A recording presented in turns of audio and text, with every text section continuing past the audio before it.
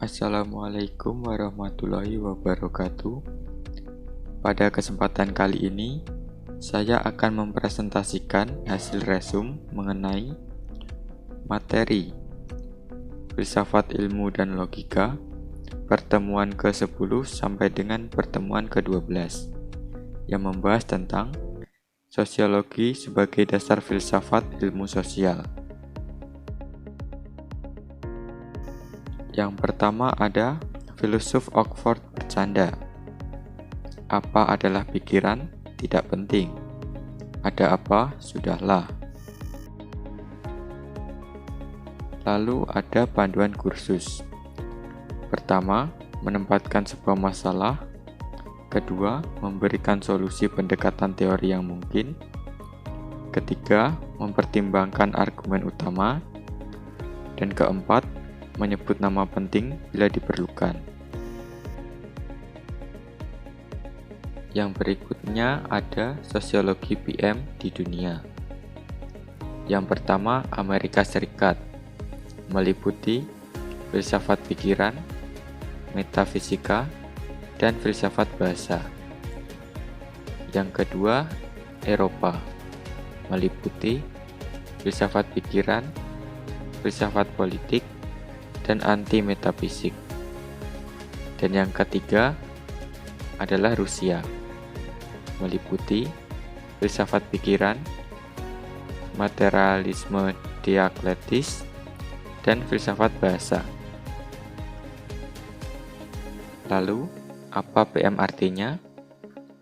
Tidak ada fenomenologi murni, tidak ada transendentalisme murni, dan tidak ada pendekatan klasik murni.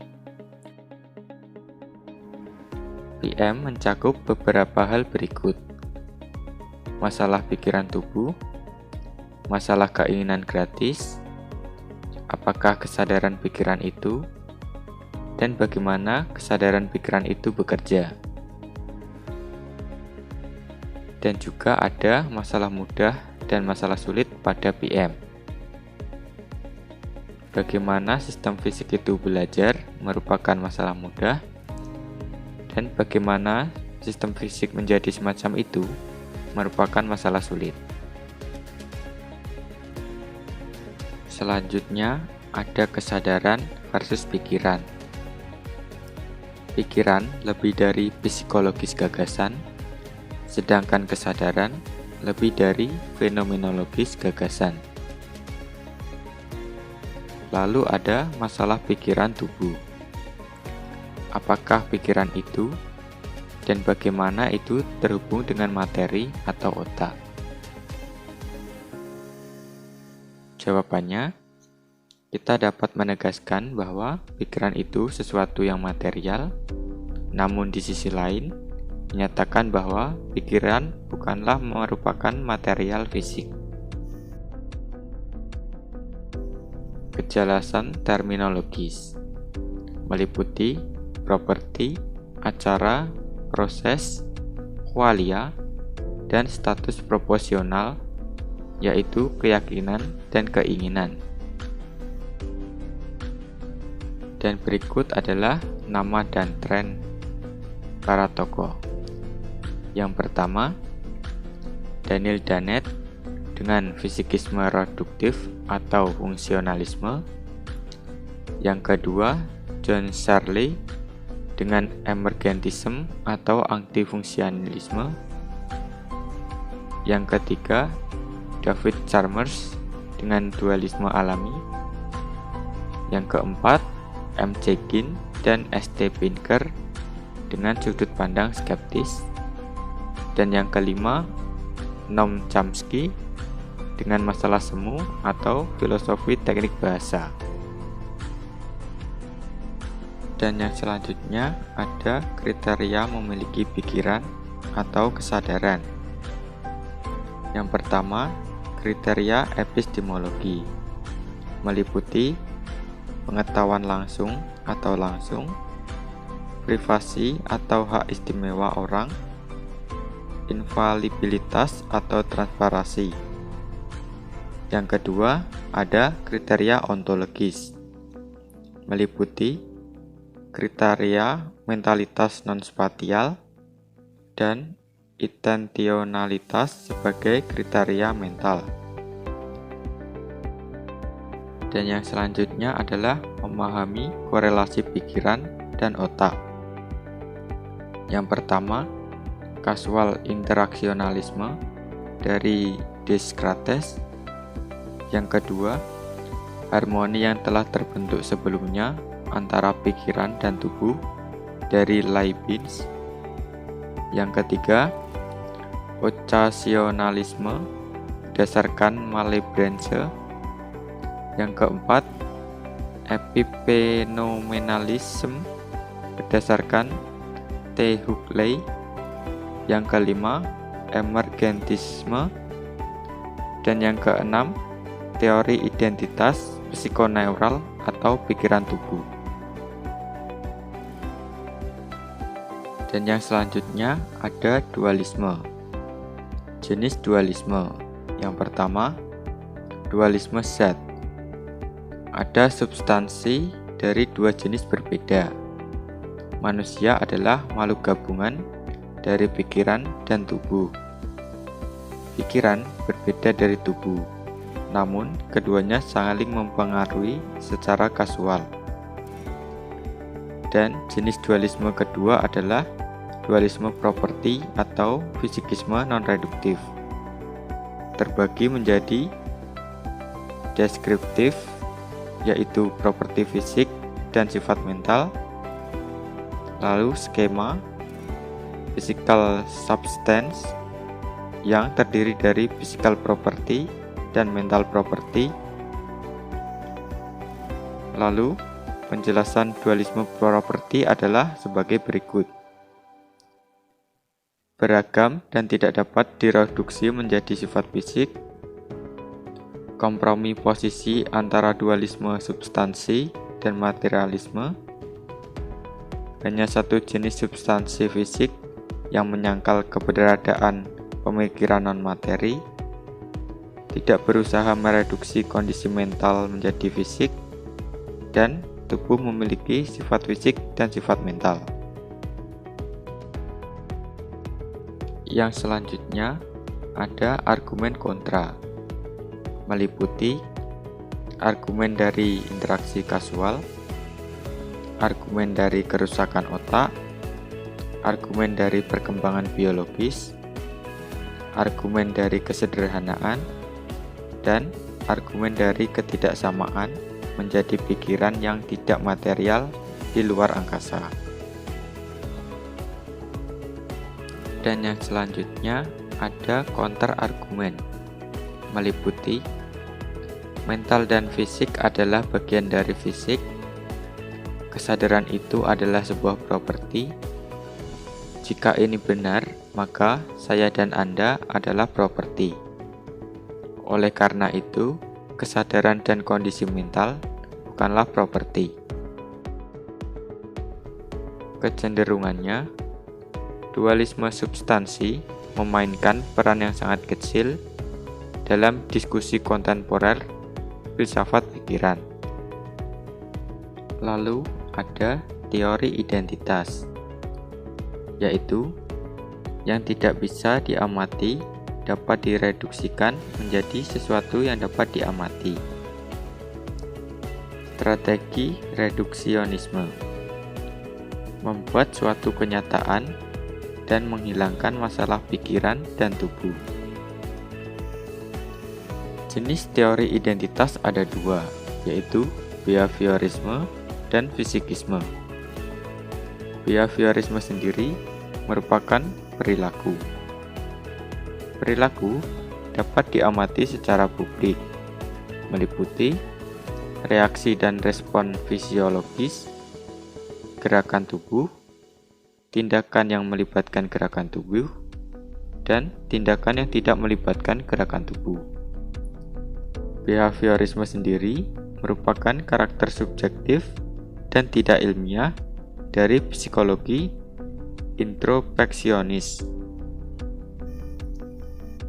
Membandingkan teori dari kedua tokoh berikut. W. James menyatakan bahwa psikologi adalah ilmu kehidupan mental, sedangkan J. Watson menyatakan bahwa psikologi adalah cabang ilmu murni alam. Selanjutnya ada poin utama behaviorisme, merupakan perilaku dianggap sebagai kondisi tubuh dapat diamati secara publik.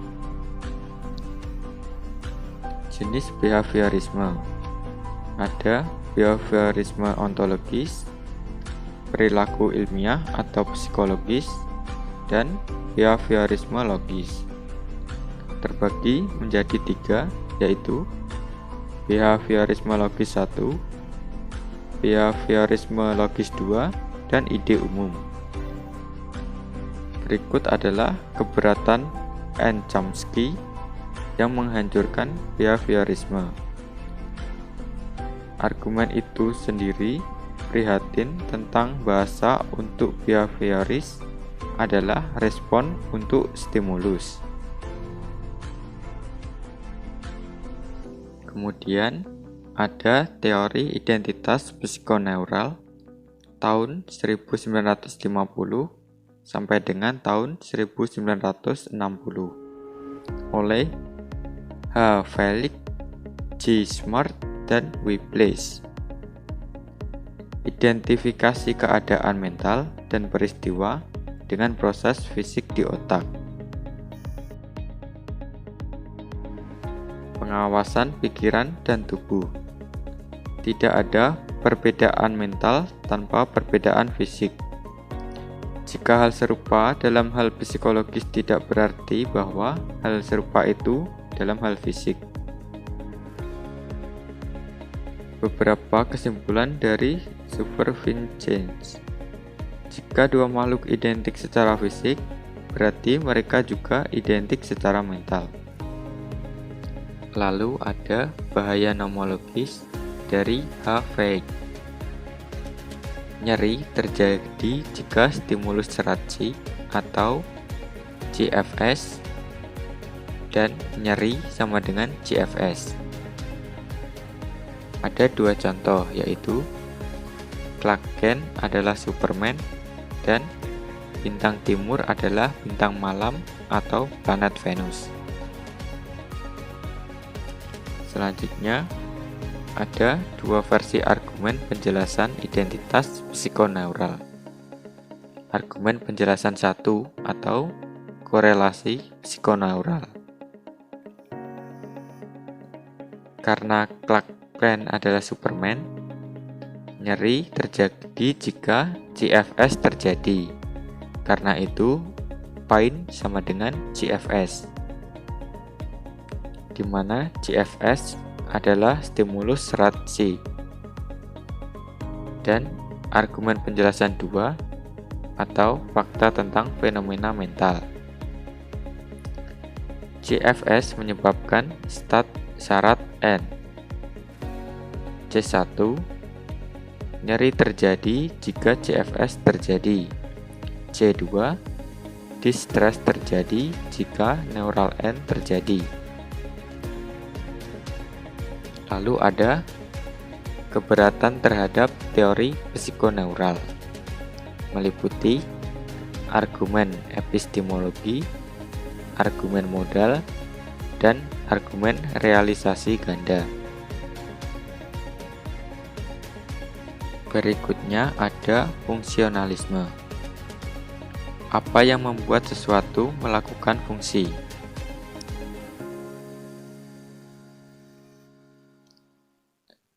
Adanya pikiran sebagai mesin komputasi atau pikiran adalah fungsinya.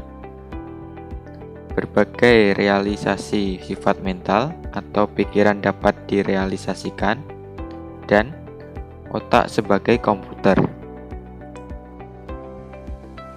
Fungsionalisme adalah ide dasar dari artificial intelligence, meliputi persamaannya dengan behaviorisme dan perbedaannya dengan behaviorisme.